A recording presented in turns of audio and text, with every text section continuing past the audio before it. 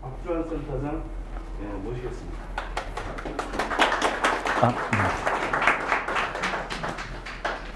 네, 안녕하십니까. 예방교육센터장 박주환입니다. 네. 2020 푸른나무 재단 미래비전 논의자료, 이거 에이트 인공지능에게 대체되지 않는 나를 만드는 법을 중심으로 말씀드리도록 하겠습니다. 1988년 7월에 영국 스코틀랜드에서 석유 시추선 폭발 사고가 있었습니다. 이날 앤디 모카는 그 위에 가판 위에 있었는데요. 앤디 모카는 망설임 없이 차가운 파도가 치는 부캐로 뛰어들었습니다. 그리고 끝내 이 사람은 구조가 됐고 살아남았습니다. 근데 그 가판에 168명이 더 있었는데 이들은 우왕좌왕하다가 안타까운 최후를 맞이하게 됐습니다. 인공지능으로 대표되는 4차 산업혁명이라는 바다가 있습니다. 우린 이 바다에 뛰어들 것인가? 아니면 그 가판 위에서 불행한 최후를 맞이할 것인가? 우리 선택에 달려 있습니다. 에이트 인공지능에게 대체되지 않는 나를 만드는 법은 그 이지성 작가가 저자를 했었는데요. 총 3가지 파트로 구분하고 있습니다. 첫 번째 파트는 단 한 번도 경험하지 못한 시대가 오고 있다. 인간이 기계에 대체될 수밖에 없는 이유를 얘기하고 있고요. 두 번째 파트에서는 10년 뒤 당신의 자리는 없다. 인공지능에게 지시를 내리는 사람 또는 지시를 받는 사람 이 주제로 얘기하고 있고, 세 번째 파트에는 인공지능에게 대체되지 않는 나를 만드는 법 8가지 에이트를 제시하고 있습니다. 제가 들어가기 앞서서 생각 나누기를 먼저 해보도록 하겠습니다. 하버드 의대는 강의를 폐지했습니다. 왜 폐지했을까? 그리고 골드만삭스는 왜 최고의 인재 598명을 해고했을까? 그리고 구글과 나사가 싱귤레리티라는 대학교를 만든 이유는 무엇인가? 그리고 마지막으로 IBM이 문화 인류학적 인재를 모시는 이유는 무엇일까에 대해 생각해 보도록 하겠습니다. 미래 사회는 인공지능에게 지시를 내리는 계급과 지시를 받는 계급으로 나뉜다고 합니다. 하버드, 스탠퍼드, MIT 같은 세계 최고의 대학들과 구글, IBM 같은 세계 최고의 기업들이 AT로 전자에 속하는 인재를 길러내고 있습니다. 우리는 어떤가? 지금 당신은 어떤가요? 인공지능이 인간을 넘어서는 시대, 무엇을 준비해야 되고 또 어떻게 살아남을 수가 있을까요? 프롤로그에서 이렇게 얘기하고 있습니다. 삼성의 이건희 회장은 버스가 어떻게 만들어졌는지 모르고 탄다면 그거는 버스를 타는 것이 아니라 버스에 실리는 것이다 라고 얘기하고 있고, 마이크로소프트의 창업자 빌 게이츠는 나는 인공지능에 관한 정보가 있는 곳이라면 만사를 제치고 달려간다 라고 얘기하고 있습니다. 그리고 애플의 창업자 스티브 잡스는 애플은 인문학과 과학기술의 교차점에서 탄생했다라고 얘기하고 있습니다. 미국 국방고등 연구 계획국가 스탠퍼드 국제연구소에서 CALO라는 프로젝트를 발동했습니다. 이 프로젝트는 학습 및 추론 능력을 물론이고 인간과 대화까지 가능한 인공지능을 만드는 걸 목적으로 하고 있고요. 2017년도에는 스탠퍼드 국제연구소에서 스타트업을 출범하게 되었습니다. 근데 무엇보다 2010년 4월에 스티븐 잡스가 2조 2,600억 원으로 이 스타트업 회사를 인수했습니다. 근데 이것은 사망하기 1년 6개월 전입니다. 이 기술을 통해서 아이폰 4S에 시리를 탑재하기도 했습니다. 결국 잡스는 남은 자신의 모든 생명을 인공지능에 쏟아부었다고 얘기할 수 있습니다. 네, 패러다임 시프트입니다. 기업가들은 혁신을 통해서 창조적 파기를 만들어가고 있고 이로 인해 우리는 패러다임 전환을 경험하고 있습니다. 스마트폰의 혁신 이후에 코닥, 아그파, 푸지필름 같은 세계적인 기업들이 파산하거나 사업을 변신을 했습니다. 결국에 4차 산업혁명이 인류의 삶에 근본적인 변화를 이끌 거란 기대가 있지만 이에 요구되는 미래 인재상도 달라지고 있고 교육 혁신에 대한 사회적 요구도 증가하고 있습니다. 이전에는 정밀도와 기억력, 언어 관리 등의 직능 수요가 감소하고 있고 사회적 가치 창출을 위한 분석적 사고와 혁신, 창의성, 감성지능 수요는 증가하고 있습니다. 우리는 급변하는 시대에 적응하고 사회적 가치를 창출하는 미래 인재 양성을 위해서 이전과는 다른 교육적인 접근이 필요한 상황입니다. 인공지능에게 지시를 내리는 계급, 인공지능의 지시를 받는 계급, 인공지능 시대에 우리는 무엇을 준비해야 할까요? 첫 번째 파트입니다. 단 한 번도 경험하지 못한 시대가 오고 있다. 인간이 기계에 대체될 수밖에 없는 이유입니다. 실리콘밸리와 하버드는 벌써 발빠른 움직임을 하고 있습니다. 캐나다 토론토 대학교의 제프리 힌턴은 딥러닝이라는 주제로 논문을 발표했습니다. 그리고 이 딥러닝은 인공지능이 인간처럼 스스로 학습하고 추론하고 판단하는 개념을 의미합니다. 1997년에 딥블루를 시작으로 20년 동안 2016년 알파고까지 계산에서 학습으로 인공지능은 진화하고 있습니다. 무엇보다 2006년도에 딥러닝 이후에 2008년도에 싱귤레리티 대학교가 설립이 됐습니다. 이 대학교는 실리콘밸리 상위 1%가 설립한 대학교로서 10억 명의 인류에게 영향을 주는 일을 하는 능력을 가진 사람을 길러내는 걸 목적으로 하고 있습니다. 그리고 여기에서는 2045년을 싱귤레리티라고 지칭하고 있는데, 여기서 말하는 싱귤레리티는 인류의 모든 지능을 합한 것보다 더 높은 지능을 가진 인공지능이 출현하는 시기로 보고 있습니다. 네, 강의의 시대는 끝났습니다. 미국 최고 명문대학들이 강의를 온라인에 공개하기 시작했는데, 인공지능 시대에 가장 먼저 없어지는 게 강의이기 때문입니다. 하버드 의대, 스탠퍼드 의대, 두크대 의대 등 세계 최고의 명문 의대들은 2019년부터 공식적으로 강의가 사라지기 시작했습니다. 2차 흑선, 일본의 교육혁명의 숨겨진 의도는? 1853년에 쿠로혼의 사건이 발생했습니다. 이 사건은 검은 배를 타고 온 하얀 미국이 일본을 강제 개항하라고 시위했던 사건입니다. 이에 일본은 1954년 3월에 미국에 의해 강제 개항되었고 1872년 11월에 학제 개편을 공포했습니다. 이 학제 개편은 전국 5만 개 학교를 지어서 전 국민이 서양식 교육을 받는다라는 골자로 발표가 되었습니다. 일본은 1차 산업혁명을 일으킨 서양의 힘을 깨달았고요. 새로운 시대에 생존하기 위해서 교육혁명을 단행했습니다. 그리고 일본은 지금 인공지능에 대비하기 위해서 교육혁명을 시도하고 있습니다. 2013년도 6월에 150년 만에 교육혁명을 단행했고 2020년까지 입시 교육을 폐지하기 위한 방침입니다. 그리고 국제 바칼로레아를 도입하는데, 이것은 책을 읽고 토론하고 글을 쓰는 것이 핵심이고 철학, 역사, 문학, 과학, 예술 분야를 주로 다루고 있습니다. 그리고 그거에 대한 수업과 평가는 평소 수업 시간의 토론과 소논문 평가를 통해서 이루어지고 있습니다. 기존의 주입식 교육으로는 인공지능이 대표되는 4차 산업혁명 시대에 살아남을 수 없다는 문제의식을 갖고 있는 것입니다. 구체적인 예를 들어보면 창작, 춤 수업의 경우에는 다양한 방법으로 사물을 감상해서 느낀 아름다움을, 그 몸동작과 공간을 활용해서 표현한다면 어떤 의미가 있겠는가? 아름다움이 무엇인가? 그리고 관계란 어떤 의미를 가지고 있는가? 순우, 동작은 어떤 의미가 있는지 서술하시오 등 아이들이 스스로 생각할 수 있는, 사유할 수 있는 질문거리를 던지는 수업으로 진행되고 있습니다. 우리는 인공지능이 없으면 무엇도 할 수 없는 시대를 맞이하고 있습니다. 1997년에 인간과 인공지능 딥블루의 체스 게임이 있었는데, 이 인간 챔피언이 인공지능 딥블루에게 지는 모습이 생중계되기도 했는데요. 여기엔 5명에게 영향을 미쳤습니다.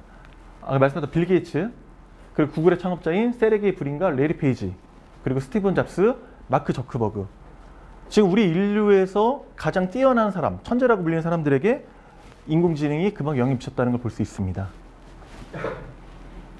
아이비리그 최고 인재들이 월스트리트로 향하고 있고, 이 월스트리트는 인공지능 스타트업 기업에 투자하고 있습니다. 네, 서양은 1차 산업혁명을 완성시킨 뒤에 세상이 어떻게 바뀌는지 모른 채 깊이 잠들었던 동양에 흑선을 보냈습니다. 무력쇼를 벌였는데요. 동양은 혼비백산하다가 서양이 막는 새로운 질서에 강제적으로 편입되었습니다. 그 대가는 컸습니다. 국가의 부를 서양의 새로운 기술, 제품과 맞바꿔야 했기 때문입니다. 두 번째 파트입니다. 10년 뒤 당신의 자리는 없다. 인공지능에게 지시를 내리는 사람, 지시를 받는 사람. 국가는 누가 이끌어가는가? 지금까지 지식의 달인들이 이끌어갔고요. 사회는 누가 이끌어가는가? 마찬가지로 지식의 달인이 이끌어가고 있었습니다. 그리고 가정의 중심도 공부였습니다. 근데 우리는 앞으로 공부가 사라질 세상에 살아갈 가능성이 매우 높습니다. 미국, 유럽, 일본 등은 이 사실 너무 잘 알고 있고요. 대비하고 있습니다. 우리가 지금 알고 있는 의미의 공부가 사라지는 세상을 준비를 해야 됩니다. 켄쇼, 트레이더 598명을 해고로 몰다. 켄쇼 테크놀로지의 인공지능 켄쇼가 딥러닝 기술 탑재한 인공지능을 실용하는 목표로 설립되었습니다. 켄쇼는 골드만삭스 뉴욕에 입사했는데, 이 인공지능은 잠도 자지 않고 오직 일만 했습니다. 그것도 매일 24시간 천재 수준의 집중력을 발휘했습니다. 결국에는 598명이 해고되고 2명이 남았습니다. 그럼 이 2명이 남은 이유는 무엇일까? 인공지능을 초월한 것이 아니라 인공지능을 보조해야 하기 때문에 2명이 남았습니다. 이 시대가 지금 저희에게 이미 다가와 있습니다. 두 번째, 인간 지능 의사와 인간 명의의 대결입니다. 인공지능 의사 와스는 8,500개 이상의 의료기관 축적한 의료 정보를 가지고 있습니다. 그리고 무엇보다 인간 의사들은 평균 7%의 실수를 하는데 100건 중 7건은 폐암의 진단을 놓쳤다고 합니다. 근데 반면에 인공지능 의사는 실수가 전혀 없었습니다. 네, 인간에 대한 불신입니다. 인공지능 상담 도모 스노우와 큐브1은 현재까지 4,000명이 넘는 학생들을 상담했고 따돌린 문제를 40% 넘게 해결했습니다. 이 인공지능은 미국뿐만 아니라 호주, 중국, 핀란드, 미국 모든 서구 문화에서 반영하고 있고요. 특히 미국 텍사스 주립대학교의 마일로는 자폐아동 감정 조절, 공감 능력, 사회적 관계 등의 향상에 도움을 주었고 이 치료 효과가 전통 종교 방식의 치료보다 월등히 높은 수치를 나타냈습니다. 이것은 우리에게도 시사하는 바가 많다고 생각합니다. 인간의 감정에 대한 부분들, 어려운 친구를 도와주는 부분들도 점점 인공지능에 대체되고 있는 상황입니다. 네, 두 번째입니다. 신남이 동국대 연구팀은 이렇게 얘기하고 있습니다. 교육생 절반이 인공지능 선생님이 괜찮다라고 얘기하고 있고 현재 초중고 학생들의 절반 가까이는 인공지능 선생님이 인간 선생님을 대체할 수 있을 거라고 생각하고 있습니다. 여기 보시면 만약 인공지능이 우리 반 담임 선생님이 된다면 나는 어떻게 할 것인가? 높임말을 사용할 것이다. 선생님이 내주는 숙제를 해올 것이다. 선생님이 시키는 교육관계 지시를 따를 것이다. 선생님께서 시키는 벌칙을 받을 수 있다. 라고 대답을 하고 있습니다. 인간 교사조차도 인공지능으로 대체되고 있는 상황입니다.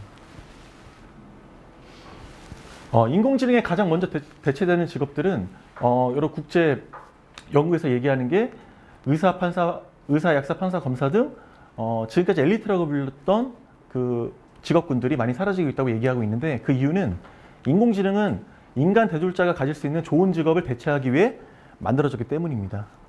그게 인공지능의 목적입니다.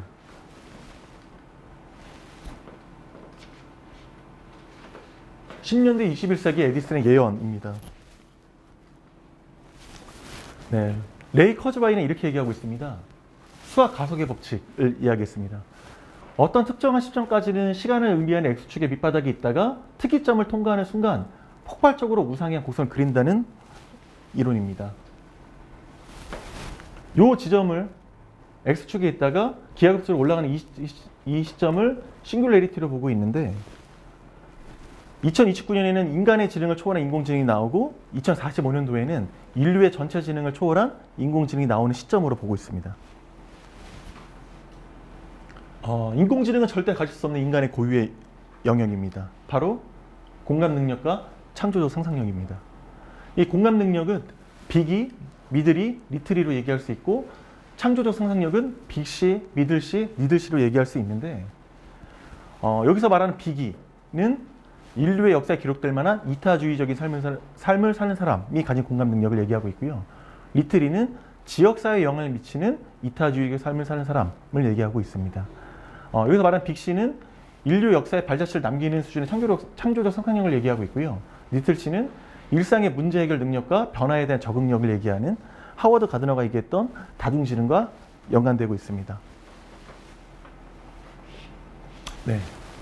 옆에 왼쪽 화면이 패트리샤 무어라는 그 디자이너의 모습입니다. 이 디자이너는 공감 능력과 창조적 상상력이 대표적인 예라고 할 수 있는데요. 어느 날 본인의 할머니가 냉장고 문을 열지 못하는 걸 목격을 했습니다. 그래서 회사에 이런 몸이 불편한 사람을 위해 냉장고를 만들자고 했더니 회사는 거절했습니다. 그랬더니 이 여인은 완벽한 80대로 노인으로 분장을 해서 어떤 날은 기부인으로, 어떤 날은 가난 노숙자로 분장해서 3년 동안 미국과 캐나다의 116개 도시를 다녔습니다. 그 결과 성별, 국적, 장애 유무와 나이와 상관없이 모든 사람이 안전하고 편리하게 사용할 수 있는 유니버설 디자인 제품들을 만들어내기 시작했습니다. 네, 세 번째 파트입니다. 인공지능에게 대체되지 않는 나를 만드는 법, 에이트하라. 네, 첫 번째 에이트, 디지털을 차단하라입니다. 그린우드, 그러니까 실리콘밸리 사립학교의 교사들과 학부모들은 공감 능력과 창조 상상력을 길러주기 위해서 IT 기기를 철저히 차단하고 있습니다. 오히려 실리콘밸리의 가정에서 IT 기기를 차단하는 것을 아이들의 양육하는 태도로 보고 있습니다. 두 번째는 나만의 평생 유치원을 설립하라입니다. 미래의 한국 인류의 인구의 99.997%가 프레카리아트로 전락한다라고 얘기하고 있는데요. 미래의 계급 네 가지로 나눈다고 보고 있습니다. 첫 번째 계급은 인공지능의 플랫폼 소유주고요. 두 번째는 인공지능 플랫폼의 스타입니다. 지금의 뭐 슈퍼스타든지 아니면 연예인이나 유튜브 스타 같은 스타를 얘기하고 있고요. 세 번째는 인공지능 자체를 세 번째 계급으로 보고 있고, 마지막 계급으로는 오늘날의 자영업자, 전문직 종사자, 사무직 종사자, 노동자 대부분은 이 직업군에 속할 것이라고 미래학자들은 진단하고 있습니다. 네. 마시멜로 챌린지라는 프로그램이 있었습니다. 여기에서 인류 최고 수준의 공감 능력과 창조적 상상력을 소유한 유치원 시절로 돌아가자는 교훈을 받을 수가 있는데요. 이 마시멜로 챌린지는 마시멜로를 주고 정해진 시간 안에 가장 높은 탑을 쌓으면 승리하는 게임입니다. 여기에는 디자이너 팀, 공학자 팀, 경영대학원 팀, 건축가 팀, 변호사 팀, 유치원 팀이 참여했는데, 변호사 팀과 경영대학원 팀의 경우에는 처음 만나서 명함을 주고받았고요. 자기소개 후에 방향을 설정했고, 역할 분담 후에 계획을 설정했습니다. 그리고 종료 10초 전에 마시멜로를 올리기 시작했습니다. 근데 이에 반해서 유치원생들은 처음부터 편하게 소통했고, 탁상 공론 없이 5분 만에 초기 모델을 만들어냈습니다. 그리고 18분 동안 만든 탑이 3개에서 6개였습니다. 왜냐면 이 아이들은 무너지면 다시 만들면 되니까 실패 확률이 현재 줄어들었다는 것입니다. 말보다 행동으로 먼저 실천했습니다. 우리에게도 유치원생 시절이 있었습니다. 그때 우리는 인류 최고의 수준의 공감 능력과 창조적 상상력을 소유하고 있었습니다. 우리는 그 시절로 돌아가는 것이 필요합니다. 인공지능 시대에 길러지는 교육의 대표적인 예가 몬테소리 교육법이라고 이 저자는 얘기하고 있습니다. 몬테소리 교육법의 핵심은 자유몰이 성취입니다. 아동은 본래 정신적으로 자기 발전의 가능성을 가지고 있기 때문에 자유롭게 표현하고 발전하는 것으로 보고 있습니다. 그래서 교사들은 어떤 지식을 전수하는 것이 아니라 아이들을 관찰, 측정, 기록하고 아이들에게 적당한 지시만 내리고 촉진할 수 있도록 도와준 역할만 하면 된다고 얘기하고 있습니다. 아동의 자기활동을 돕는 정리된 환경을 제공하고 교사는 뒷전에 물러서서 필요할 때만 지시를 내려야 된다라고 얘기하고 있고요. 그리고 또한 지적장애가 있는 어린이에게 놀이감을 주자 훌륭한 학습을 하는 것을 보고 놀이감을 이용해서 아이들의 감각적 발달을 아동들의 감각을 발달시켜서 자발적인 흥미를 이끌어내는 교육을 시켰습니다. 이 몬테소리의 영향을 받은 사람들은 레리 페이지를 포함해서 지금 미국의 천재라고 불리는 기업가들이 모두 이 교육을 받았다고 하고 있습니다. 네, 미첼 레스릭의 평생 유치원인데 여기서는 두 가지를 얘기하고 있습니다. 학습자를 위한 10가지 도움, 학부모와 교사를 위한 10가지 도움 말입니다. 결국에 무겁게 시작하지 않고 간단히 시작해서 이 내용들을 보시면 결국에 아이들이 스스로 만지고 할 수 있도록 도와주는 역할이고요. 어떤 지식의 전수가 아니라 아이들이 깨달을 수 있는 사유의 시간을 정해주는 것, 아이들에게 자발성을 제공해주는 것을 교육의 목적으로 보고 있습니다.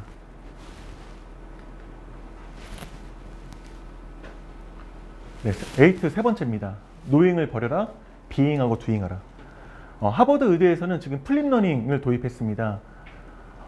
최근 설립에 237년 만에 처음으로 교육개혁을 단행했는데, 기존의 방식으로는 인공지능에게 대체되는 의사를 배출할 수 있고 인공지능의 주인이 될 수 없다는 문제의식이었습니다. 그동안의 전투능 방식의 지식이 아니라 사람에 대한 공감과 이를 통한 창조적 상상력이 미래사의 핵심이라고 얘기하고 있습니다. 네. 레오나르도 다빈치와 아인슈타인은 생각에 대해서 강조하기도 했습니다. 레오나르도 다빈치의 경우에는 자기 암시를 하고 원전을 읽고 필사하고 홀로 사색하라고 얘기하고 있고 이걸 필기하라고 얘기하고 있고요. 아인슈타인도 마찬가지로 이미지를 생각하고 도서관에 사색하고 작가처럼 생각하고 글로 표현해라 라고 얘기를 하고 있습니다. 8 네 번째입니다. 생각의 전환, 디자인 싱킹입니다. 옆에 보시는 그림은 CG 헬스케어에서 제작한 어드벤처 MRI라는 것입니다. 이 수석 디자이너 더그 디치는 이렇게 생각을 했습니다. MRI의 검사를 앞둔 소녀가 공포에 질려서 우는 모습을 보고 환자의 경험에 대해 고민하기 시작했습니다. 이 어린아이가 공감한 것입니다. 그래서 MRI 찍는 것을 마치 해저 탐험을 하는 것처럼 느낌이 들도록 디자인을 변경을 했습니다. 그래서 아이들은 두려움 없이 MRI 검사를 받을 수 있게 되었습니다. 인공지능 의사는 지식유지의 교육을 받은 인간 의사를 압도하고 있습니다. 그리고 대체될 것입니다. 하지만 인공지능 의사에게는 창조적인 상상력은 없습니다. 인간 의사는 인간적이고 사회적 공감 능력을 가져야 하고 이를 창조적 공감으로 발전시켜야 됩니다. 그리고 인류를 전체를 위한 시대를 초월한 위대한 공감 능력을 발휘해야 합니다. 네, 4차 산업혁명의 요람 스탠포드 디스쿨에서는 이렇게 디자인 싱킹을 개발했습니다. 이 디자인 싱킹은 한마디로 얘기하면 생각을 디자인하는 것인데 현상을 더 낮게 변화시키기 위해서 하는 인간의 모든 사고를 얘기합니다. 총 5단계로 이루어지고 있습니다. 문제에 대해서 공감하는 거, 그리고 문제를 새롭게 정의하는 거, 그 아이디어를 도출하고 시제품 만들고 이걸 시험하고 검증하는 테스트 과정입니다. 여기에는 기본적으로 인간에 대한 공감과 인간에 대한 연민이 포함되고 있는 철학을 가지고 있습니다. 네, 8, 5번째입니다. 인간 고유의 능력을 일깨우는 무기, 철학하라라고 얘기하고 있습니다. 나사와 구글이 투자한 싱귤레리티 대학교, 그리고 세계 최고의 명문 대학들이 강의를 폐지하고 새로운 교육을 도입하고 있습니다. 그리고 실리콘밸리 사립학교들은 IT 기기를 금지하고 있고요. 실제로 아이언맨이 실제 주인공이자 전기차 제조업체인 테슬라 모터스와 민간 우주 탐사업체 스페이스X의 창업자 일론 머스크는 새로운 사립학교를 지었습니다. 이 사립학교를 통해서 1조 원 시대의 조만장자를 꿈꾸고 있습니다. 그리고 일본 같은 경우에도 일본의 국립학교들이 인공시대의 시대에 맞아 새로운 교육과정을 적용하고 있습니다. 네, 진짜 철학하는 방법 트리비움입니다. 여기서 얘기하는 철학은 3가지로 얘기하고 있습니다. 문법학, 논리학, 수사학입니다. 여기서 얘기하는 문법학은 철학서를 읽고 내용을 이해하는 것. 논리학은 철학서에서 터득한 철학자의 사고법을 본인의 생각으로 전환시키는 것. 그리고 이렇게 전환된 생각을 다른 사람들이 편하게 읽고 쉽게 읽을 수 있도록 다른 사람의 공감을 이끌어내는 것으로 얘기를 하고 있습니다. 네. 이 깊게 생각하는 능력, 생각을 정리하는 능력, 알기 쉽게 표현하는 능력, 다른 사람과 공감하는 이 능력이 인공지능 시대에 필요한 창조적 상상력과 공감 능력이라고 얘기할 수 있습니다. 네, 6번째, 바라보고 나누고 융합하라. 네, 대표적으로 프랑스의 바칼로레아 교육을 얘기할 수 있습니다. 여기서 얘기하는 가장 창의적으로 분석하는 건 창조적 상상력을 가장 뛰어나게 만드는 것이고, 글로 잘 표현하는 건 자신의 창조적인 생각을 가장 잘 표현하는 것이고, 가장 잘 설명하는 것은 공감 능력을 잘 발휘하는 것이라고 얘기하고 있습니다. 네. 인공지능 시대의 인공지능은 트롤리 딜레마를 판단하지 못하고 있습니다. 여러분 많이 보셨을 겁니다. 자율주행차의 경우에 사람을 칠 것인가 아니면 사람들을 구할 것인가, 각각의 도덕적 판단들이 부여가 되는데 이 도덕적 판단은 인공지능이 할 수 없는 영역입니다. 그래서 윤리 도덕적 문제들을 인공지능 시대의 인류가 마주할 윤리 도덕적 문제들과 대입해보고 여기에 대한 해결책을 구체적으로 제시해보는 것이 인공지능 시대에 저희가 대처할 수 있는 역량이라고 보고 있습니다. 네, 7번째입니다. 문화인류학적 여행을 경험하라. 세계 수재들이 미네르바 스쿨을 선택하고 있습니다.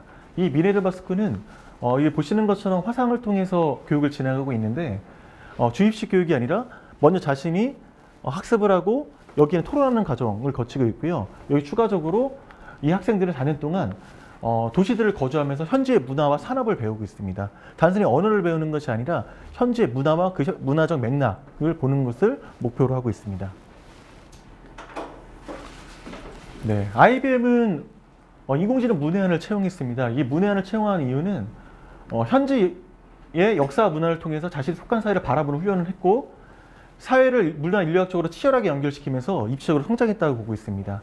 그래서 결국에 IBM은 인공지능 프로젝트와 비즈니스 프로젝트를 연결하는 일을 맡겼고 올리버 마커는 결국 이 일을 성공적으로 수행하게 되었습니다.